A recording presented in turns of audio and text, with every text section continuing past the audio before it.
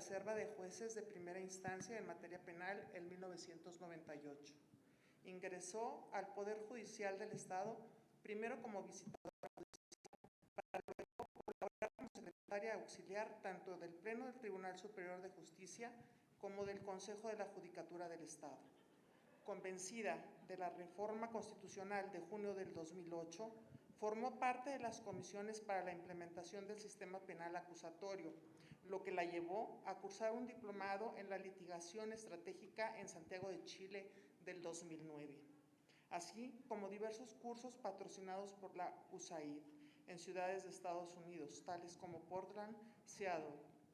En el 2012, obtuvo la certificación como docente por parte de la Secretaría Técnica del Consejo de Coordinación para la implementación del sistema de justicia penal, siendo capacitadora de policías, peritos, agentes del Ministerio Público y jueces de los estados de Chihuahua, Nuevo León, Querétaro, Veracruz, Jalisco y Ciudad de México. También se desempeña como docente en la carrera de la licenciatura en Derecho en la Universidad Autónoma del Noreste desde hace 10 años, impartiendo la cátedra de taller de juicios orales, cursando la maestría en el sistema penal acusatorio, la cual concluyó en diciembre del 2017. En agosto del 2018, participa con la convocatoria de los premios Justicia en la categoría de Jueza del Año, compitiendo con una sentencia emitida con perspectiva de género, la cual resultó ser la ganadora entre 22 proyectos, recibiendo el reconocimiento el mes de octubre del 2018. Actualmente se desempeña como juez del sistema acusatorio penal en Saltillo, formando parte del equipo de jueces quienes han contribuido a obtener para Coahuila el primer lugar a nivel nacional en la implementación del sistema de justicia penal otorgado por el Secretariado Ejecutivo del Sistema Nacional de Seguridad Pública. Démosle un aplauso y bienvenida. Muchas gracias, maestro. Muy buenas tardes. Miren si estoy en desventaja. Soy la última, las 7 de la tarde del primer día, y todos los ponentes han sido de lujo, destacando que han sido hombres. Y a mí me dejaron la tarea de cerrar. Díganme si no es estar en desventaja. Y además, ya todos empezaron a salir. Han de decir, ya es la última, ¿qué puede venirnos a hablar?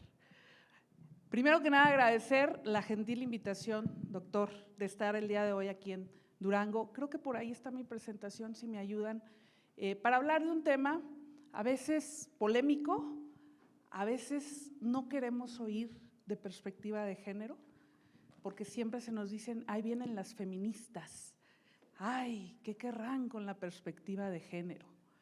Y hay dos fechas siempre en las que ese tema se pone en boga, 8 de marzo, ¿sí? Y 27 de noviembre. Y nos invitan en marzo y en noviembre a hablar sobre perspectiva de género y el resto de los meses se olvida el tema. En lo que ponen la presentación, prometo ser breve, prometo no extenderme mucho, dado que la jornada de hoy ha sido extensa, pero desde luego a mí me gusta la comunicación circular. Si alguien tiene una duda, una inquietud, no tiene más que levantar su mano. Me honra compartir panel con grandes, como lo es Víctor, y que en el público estén grandes maestros de su servidora, como es la maestra Marisela, que el día de mañana nos va a hablar sobre el tema de nulidades, y el maestro José Daniel Hidalgo, que también está entre el público y de quienes he aprendido hoy por hoy. Yo digo que no son coincidencias que nos encontremos todos. De alguna u otra manera somos y nos hemos encontrado, pero todos con un fin común, que este sistema funcione. Y que funcione no solo en tema de perspectiva de género, no solo en adolescentes, no solo en narcomenudeo, sino que México tenga la pauta de decir aquí se hacen las cosas bien. Creo que mi presentación por alguna razón no se proyecta, pero pues vamos iniciando. Primero, la primera pregunta que nos lanzaríamos, ¿qué es perspectiva de género? Porque siempre cuando oímos el tema se piensa en mujeres. Sí, ahí vienen y me pidió juzgar con perspectiva de género. Y antecedería una cuestión. ¿Investigamos con perspectiva de género? Porque para juzgar hay que investigar con perspectiva de género. Y tenemos que partir del concepto que nos brinda la Ley General de Acceso de las Mujeres a una vida libre de violencia. Y ahí está la definición de perspectiva de género, sí, enfocada muy en el tema de mujeres, pero a mí me gusta ejemplificar diciendo que la perspectiva de género es colocarnos unos lentes en los que nos veamos en terrenos de igualdad todos. Pudiéramos tener una perspectiva de género en favor de un hombre, y más adelante se los voy a explicar por qué, y perspectiva de género en favor de un niño, y perspectiva de género en favor de un indígena. No nos casemos con la idea de que perspectiva de género es darle la razón a la mujer por su condición de ser mujer. Incluso en algunas notas periodísticas se señala, es que se pidió juzgar con perspectiva de género y por tanto le dieron la razón a la mujer. Nada más erróneo que eso. La perspectiva de género significa identificar varios factores que me van a llevar a investigar en un primer término y segundo, a juzgar con perspectiva de género.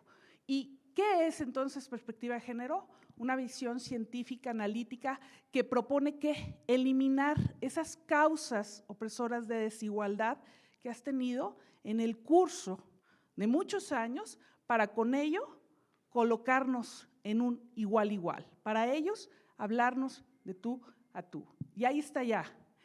Sí, le puedes dar por favor a la siguiente, que es con la que empecé, brindando el concepto de perspectiva de género. Y ahí lo vamos a advertir. Y miren, a mí me gusta mucho, si quieres darle a la siguiente, por favor, visión analítica, científica, ese es el concepto, que nos va a llevar, insisto, a eliminar esas causas de opresión y busco equidad, busco bienestar y que tengamos un valor igualitario.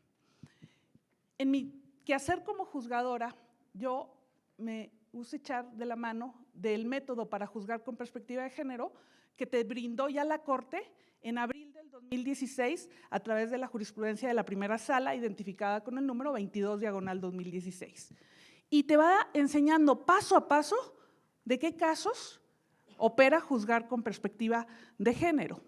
Y dentro del primer elemento, que para mí es el importante y es una alerta de decir, sí, este caso es con perspectiva de género y ahorita lo vamos a ver con elementos. Este primer paso del método para juzgar con perspectiva de género, si avanzas por favor, dice que identifiquemos si existe una situación de poder que dé cuenta de un desequilibrio entre las partes.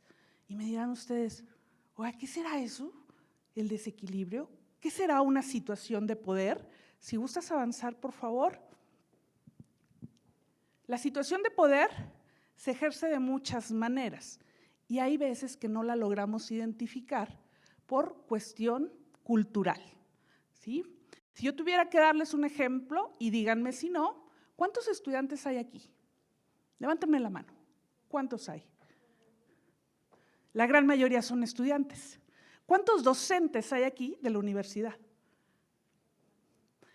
¿Cuántos de nosotros les dijimos a los estudiantes, te veo en el Congreso? Ahí está. ¿Se sienten en una situación de poder los estudiantes? Con honestidad no les va a pasar nada, ¿verdad? Claro, hay una situación de poder derivado de ¿qué? Pues es mi maestro. A lo mejor me dirán, no, yo no advierto que ella tenga una situación de poder, pero sabes que a lo mejor algún docente te ofreció puntos por si venías al Congreso. A lo mejor, yo no estoy diciendo, son ideas, ¿va? Y miren, antes de ese primer elemento, yo defino ahí en la diapositiva, que desde luego estará a su disposición, que debemos saber diferenciar qué es sexo y qué es género, ¿sí? Es algo bien sencillo, a lo mejor que ustedes me van a decir, para esas gracias, pues nos hubiéramos ido mejor al café, ¿verdad? No, sexo, ¿se nace mujer o se nace hombre? Es condición biológica, eso yo no lo puedo cambiar. Pero el género es lo que socialmente me has atribuido. Y sabemos que hoy, ¿cuántos géneros conocemos? Varios, ¿sí? Y si seguimos avanzando, pues imagínense, ya hasta dicen, no, no quiero que me pongan sexo ahí en la del INE, ¿sí? Entonces, si avanzamos por favor a la siguiente, que ahí está el método, el primer elemento. Hay una situación de poder y derivado de eso, desequilibrio. Por eso tienen ahí arriba la diapositiva, la balanza, que está más inclinada. ¿Por qué? Porque no estamos jugando en el mismo terreno. ¿Por qué? Porque yo puedo más que tú y en consecuencia estoy ejerciendo esa situación de poder frente a ti. Y esa es la primera tarea que cualquier operador debiera distinguir, bien sea cuando estás investigando o bien sea cuando estás juzgando. ¿Sí? Ejemplo.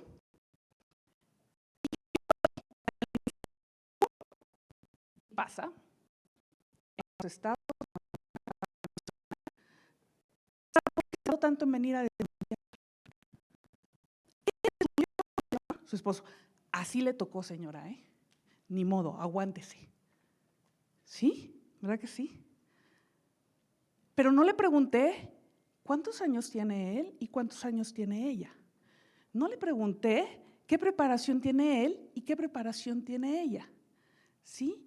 No le pregunté quién es el que ejerce los recursos dentro de su hogar. No. ¿Para qué se lo voy a preguntar? Y entonces, ¿cómo vas a brindar el contexto de la situación si no logro identificar la situación de poder? ¿Sí?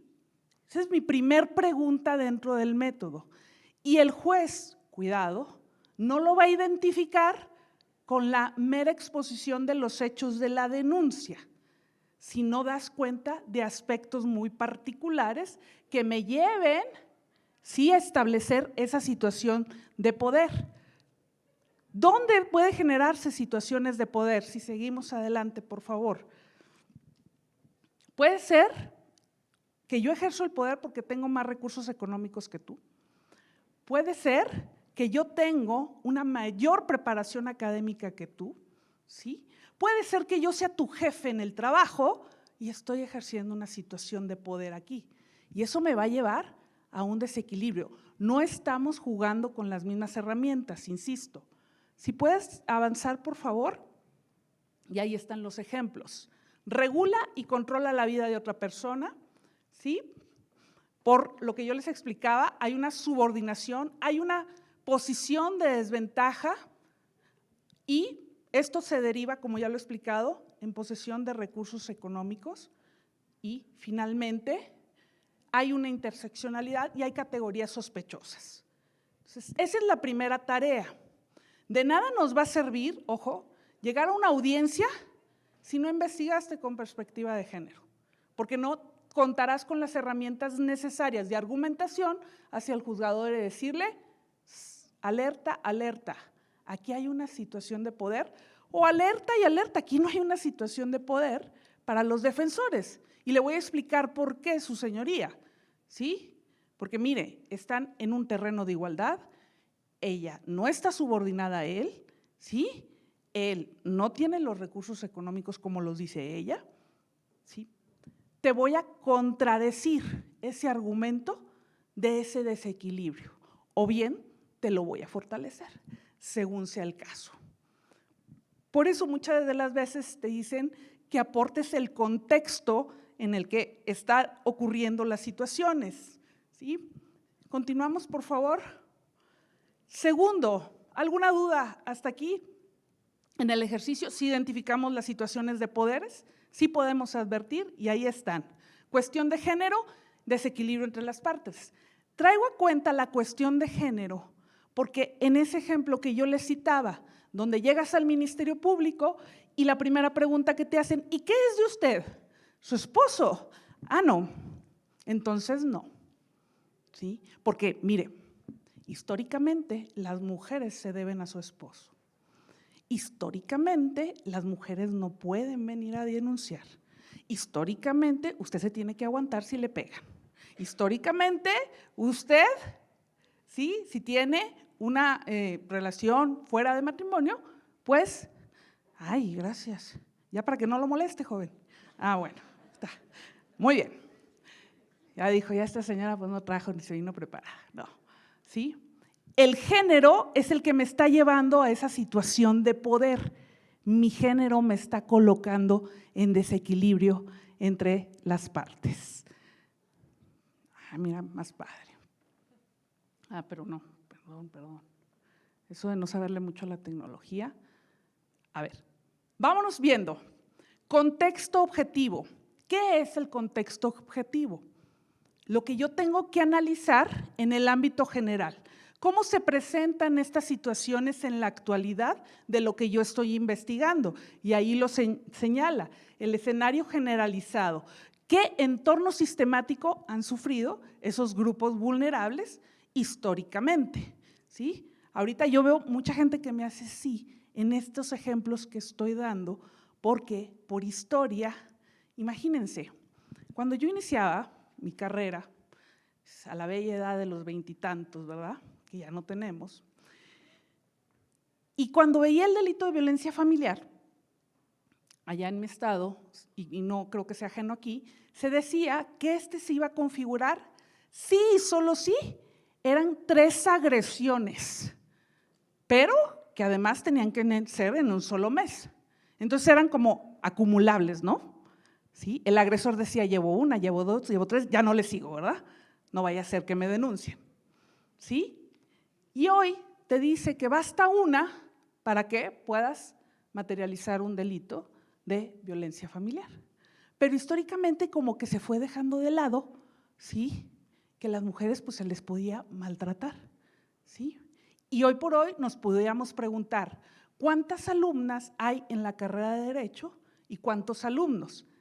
Y les puedo asegurar que en un descuido sean más mujeres que hombres, ¿sí? Pero históricamente, si me voy a los 70s y a los 80s, eran escasas. ¿Por qué? Porque la mujer no estudia. ¿Por qué? Porque se va a casar. No hay otra forma. ¿O qué se está pensando? ¿Que puede estudiar? No. ¿Que puede votar? Imagínense, ¿cuándo se nos dio el derecho de voto a nosotras las mujeres? ¿Después de cuánto, no?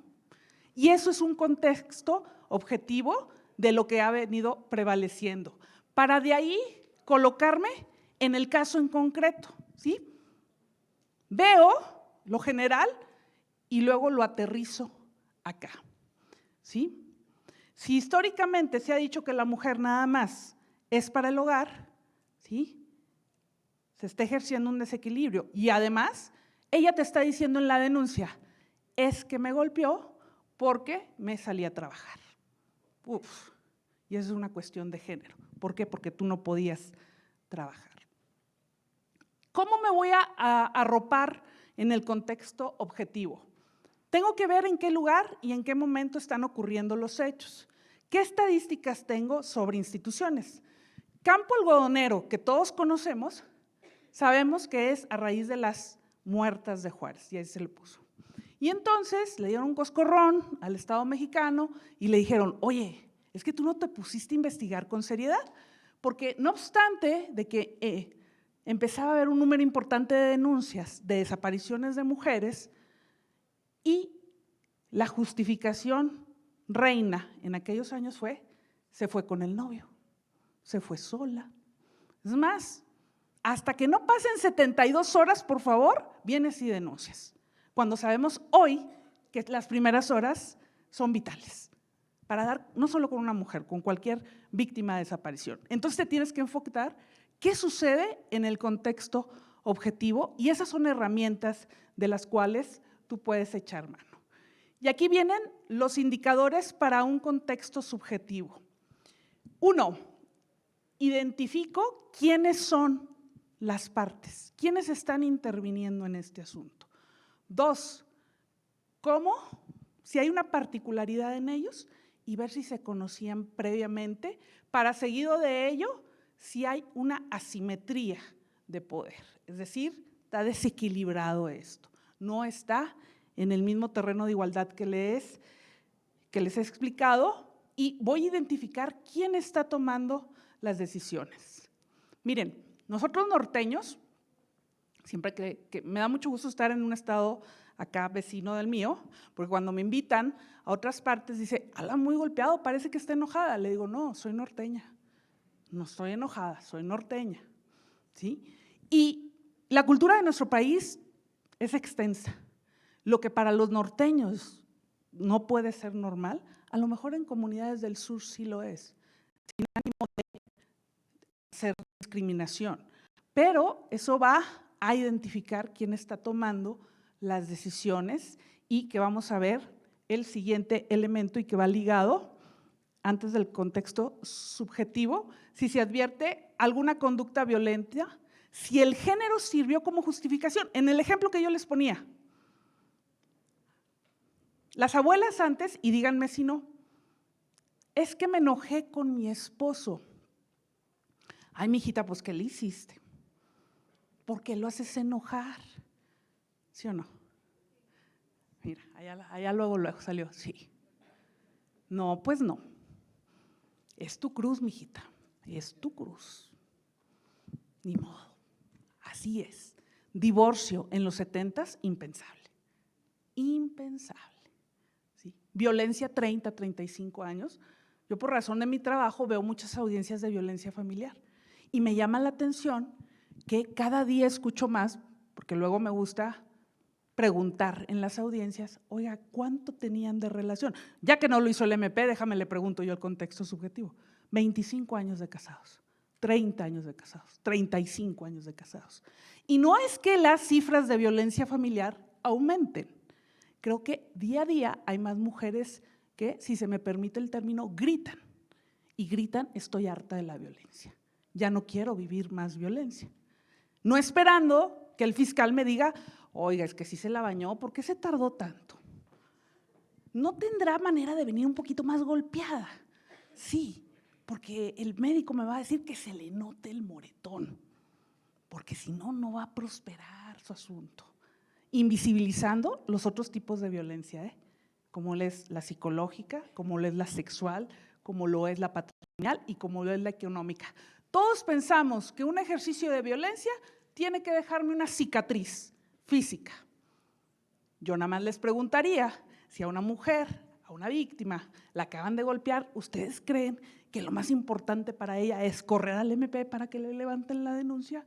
No, quiere una atención médica o a lo mejor no te lo dice por pena, ¿sí? Por vergüenza, ¿sí? Segundo, situación de poder, para mí el más importante. Aquí hay desequilibrio por esto, por esto y por esto y por esto, por tu edad, por tu condición económica, por tu condición académica, ya lo identifiqué, ya tengo el primero. Segundo, cuestiónate el hecho, pero ojo, quítame los estereotipos. Y miren que sobre eso hay que trabajar mucho dentro de la sociedad mexicana. Hemos sido formados, educados a base de estereotipos, que no son otra cosa, porque veo muchos jóvenes, sino la etiqueta que nos pone la sociedad de lo que debemos de hacer. Entonces, imaginemos, otra vez en mi ejemplo, que llega la mujer que quiere presentar una denuncia, pero tú le dices, está muy sospechoso que se haya tardado. ¡Qué bárbara! ¿O qué dice que era suyo? Su marido se tiene que aguantar, señor. ¿Quién le manda a andarse queriendo salir a trabajar? Eso no hacen las mujeres. Son estereotipos, y los construimos. Y más grave, en una audiencia escuchar a un operador que su argumento se basó en un estereotipo. ¿Sí? Ahorita les cuento de un ejemplo. Ahí está. Clasifican a las personas a partir de un grupo social y es comúnmente aceptado por la sociedad, ¿sí? Por años. Hoy por hoy creo que la brecha se va cerrando en el sentido de no etiquetar a las personas por su cuestión de género, incluso siendo hasta de más respetuoso si es que tu género no lo comparto con el que yo tengo, ¿sí? Y saber identificar, porque hay muchos tipos de estereotipos. Descriptivos, ahí está una banderita de Brasil, cuando decimos, tienes la puntualidad de un reloj inglés, te estoy dando una descripción a partir de qué, de dónde vives. Juegas como los brasileños, porque por años se ha dicho que Brasil es muy bueno jugando. Normativo, ¿qué me indica la sociedad del deber ser? El deber ser me dice que el hombre sale a trabajar mientras yo me quedo en casa. El deber ser me dice que una mujer no le grita a un hombre. El deber ser me dice que yo me debo de quedar casada con ese hombre por los siglos y los siglos, en lo próspero y en lo adverso, en la salud y en la enfermedad. Ya saben, lo que uno hace ahí cuando está enamorado. Pero bueno, ¿sí? ¿Sale? ¿Se acordaron de algo? Bien, de género. Las mujeres no son buenas en siendo abogadas. En los 70s, impensable de veras que una mujer se atreviera siquiera a decir que quería ser abogada. ¿Sí? Hay una anécdota que cuentan que era la capitana del vuelo de Aeroméxico, muy grande, y estaba recibiendo a los pasajeros. Y ella les decía, bueno, buenas tardes, soy la capitana tal, y me presento el avión. Y hubo gente que se bajó. No, una mujer, si al volante es peligroso, y ahora imagínense con el avión, me bajo. ¿Por qué? Porque por género tú no puedes manejar. Incluso hoy por hoy todavía podemos llegar a escuchar, tenía que ser mujer cuando haya algún accidente, ¿no? Fíjese, y te gritan, ¿no? Ay, ¿por qué se enseñaron a manejar? ¿Sí? Y los sexuales, está una iglesia, un estereotipo sexual. Muchos años, cuando te decían en el estupro, la mujer tiene que ser casta y honesta, ¿sí? Virgen hasta el matrimonio. Ah, no era virgen, entonces ya no, ¿sí? Incluso hoy por hoy también, en temas de violación, pues se lo buscó. Ya nomás, la minifalda, pues es que provoca. ¿Para qué se pone una minifalda? Pues porque es su deseo y es su decisión y no tienes por qué cuestionarlo. Eso es lo que te dice, no cuestiones. Hay un caso que todos debemos de conocer, que es el de La Manada, allá en España, ¿sí? de una joven mujer que está en una disco conviviendo con varios hombres y en un momento dado de la noche se retiran al departamento y ella es abusada sexualmente. Y se razonó que pues la culpa había sido de ella, pues ¿para qué se iba con los hombres? Y un caso similar aquí en México, el de los porquis, en Veracruz, ¿para qué se subía? Y entonces echémosle la culpa a la mujer de esta situación. Por eso en el segundo elemento te dicen, no te vayas a preguntar estos hechos, no los vayas a analizar con estereotipos, porque si lo haces así, pues no, te estás apartando del método para juzgar con perspectiva de género que te exige, libérate y además identifica, sé conocedor de los estereotipos, porque miren qué bonito que en una audiencia el juez o el operador te diga, están haciendo uso de estereotipos de tipo normativo, de tipo descriptivo, de tipo sexual, de tipo de género.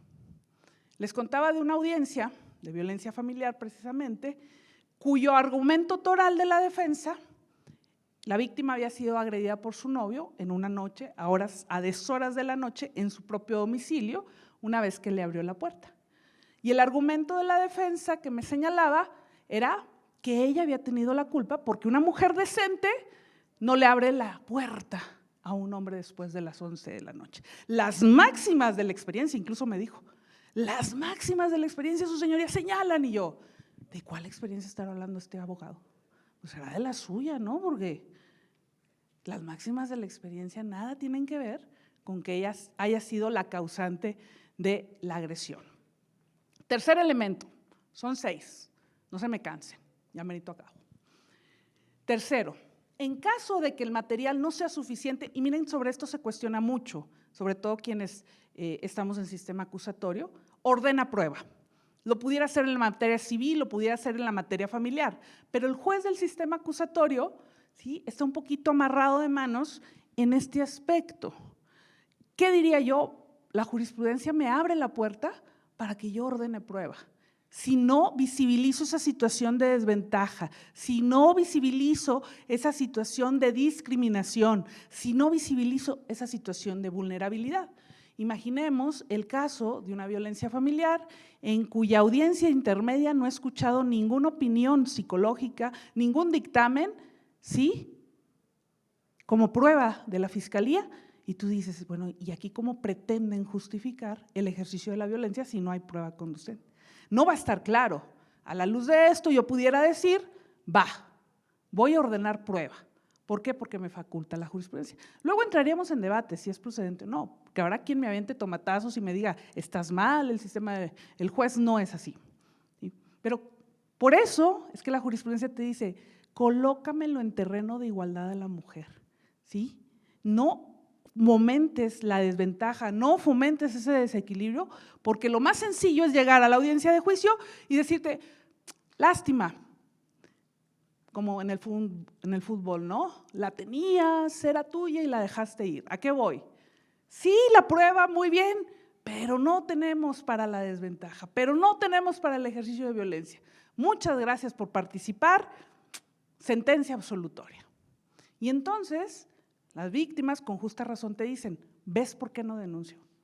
Si al final del día mi reclamo no va a ser escuchado, no tiene caso. ¿Sí? ¿Alguna duda hasta aquí? Ustedes cuéntenme. A mí me pueden interrumpir, yo no me enojo. ¿Dónde encuentro el respaldo jurídico de ordenar prueba? Primero constitucional y obligaciones convencionales, ¿sí? Acceso a la justicia en condiciones de igualdad y que surgen de distintos marcos de protección, ¿sí? Cuarto elemento del método. Si yo advierto una situación de desventaja, ¿sí?, cuestiono al derecho y evalúo el impacto diferenciado que pueda llevar a cabo mi resolución, buscando con ello una resolución justa e igualitaria. Impacto diferenciado. ¿Qué voy a ocasionar yo si dicto esta resolución? ¿Sí? ¿Cómo voy a tratar en la generalidad sentando un precedente como este? Miren ustedes, un ejemplo de ello, por muchos años, un derecho de las mujeres trabajadoras era acceder a un servicio de guardería, ¿sí o no? ¿Y los hombres? ¿Y por qué no? Pero ya tienen, pero ¿por qué no se los dabas? ¿Cómo un hombre va a andar cuidando al niño? Género, ¿no? ¿Y por qué no lo cuida? Porque los hombres no cuidan niños. ¿Sí? Y hoy por hoy podemos encontrarnos hombres excelentes cuidadores. La historia que nos ha dicho, históricamente guarda y custodia para las mamás, porque son las que saben cuidar. Los papás salen a trabajar. Oye, ¿y no será que un papá también puede cuidar a un niño? ¿Y no será que también a él le tenemos que dar un derecho de una guardería? Y más aún, ¿no será que también le tenemos que dar días, el día que es, valga la redundancia, el día que fue papá? ¿Sí? No 40, claro está, ¿verdad? No se llevó el parto él, ¿verdad? Sí, pues imagínate, 40 para la mamá, 40 para el papá. O sea, pero si a él no le hicieron la cesárea, tampoco, ¿verdad? Vamos midiéndonos, ¿no? Dígame. 30 días, pues qué padre. Ah, no, allá no está tan padre. 3 meses para ellos.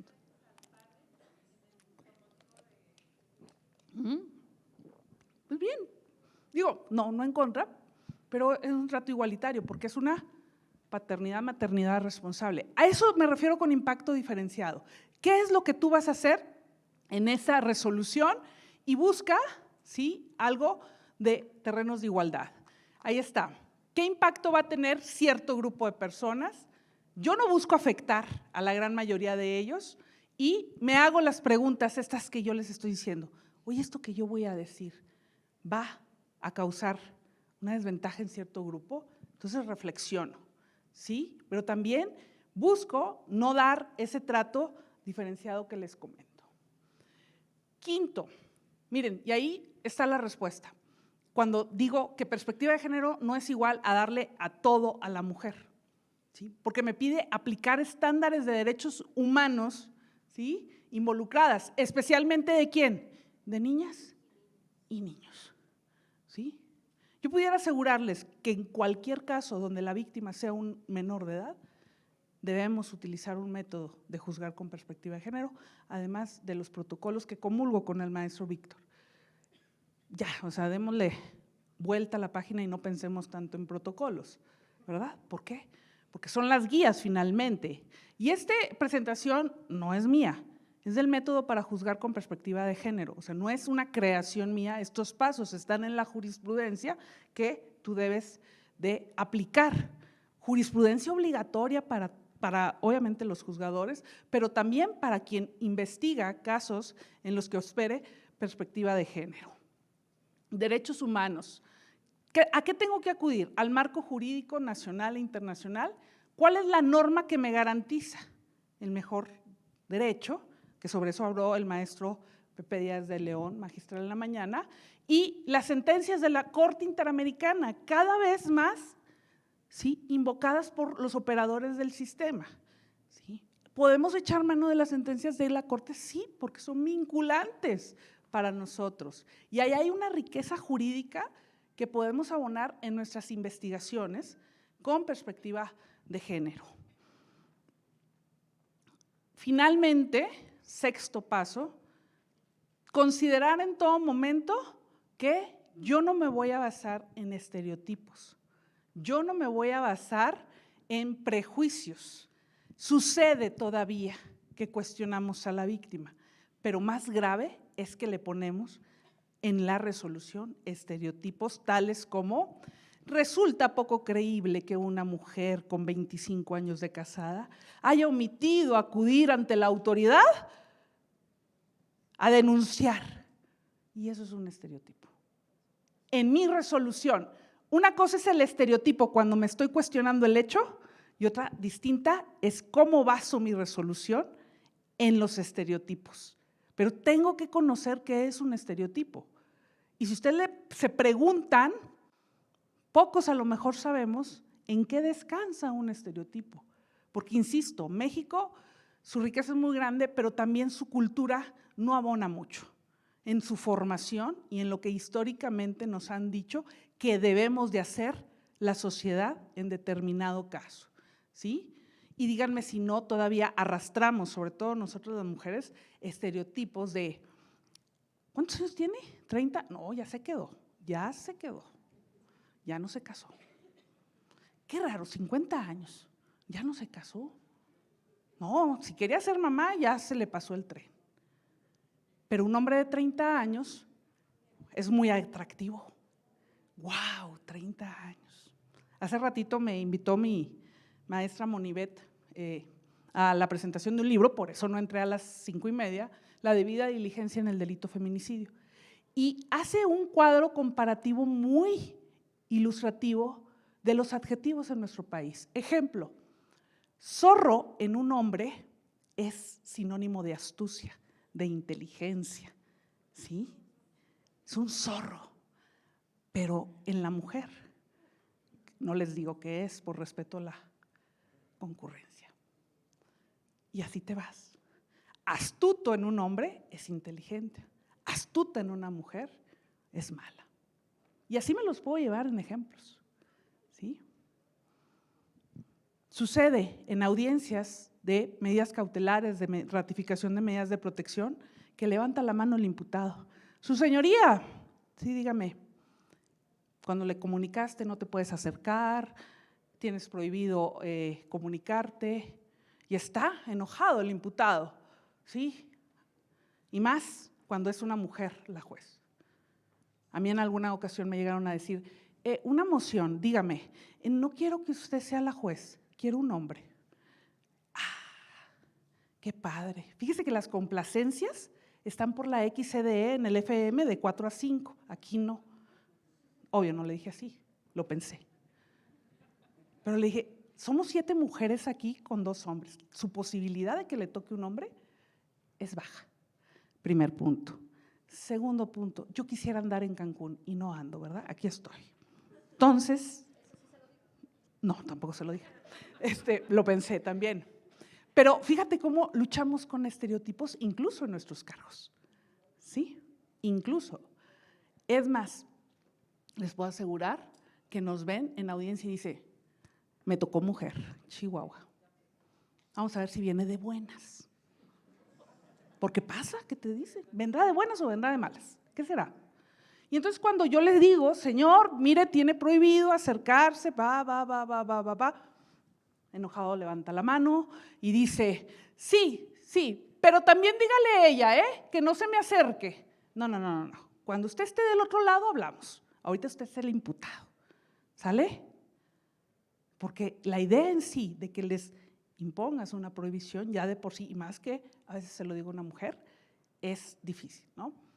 Entonces, esas son las 6 pasos del método para juzgar con perspectiva de género. Fui respetuosa del horario, no los quiero cansar. ¿Qué tenemos que hacer en este tema?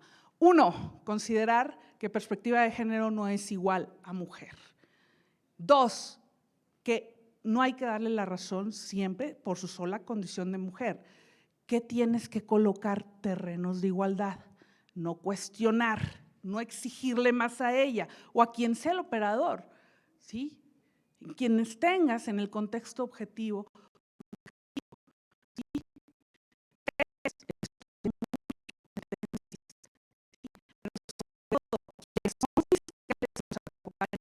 En la investigación, porque nada más difícil para un juez que un operador te diga al final, y además de todo le pido que juzgue con perspectiva de género. Perdón, ¿me dijiste el contexto? No. ¿Me dijiste la situación de poder? No. ¿Me dijiste el desequilibrio? No. Y entonces saco la lámpara de Aladino y pregunto, ¿o de dónde lo voy a advertir? A lo mejor, y está en sala de audiencia la víctima, y puedo ver, a lo mejor que ella está muy jovencita y que el imputado es un señor muy grande, ¿sí? A lo mejor que ella es muy chiquita y él mide casi 2 metros. Y entonces empiezo a advertirlo. Pero si no le brindas esas herramientas a tu juzgador, va a estar un poquito más complicado ese juzgamiento con perspectiva de género, ¿sí? No son magos los juzgadores para tener todas las herramientas.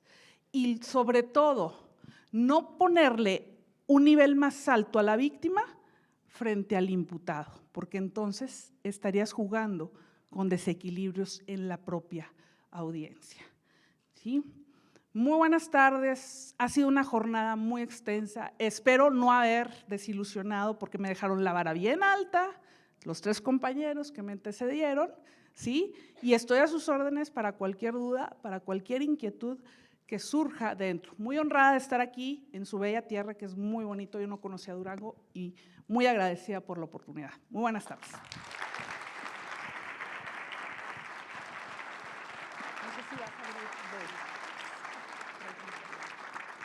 Si alguien va a preguntar, con toda confianza.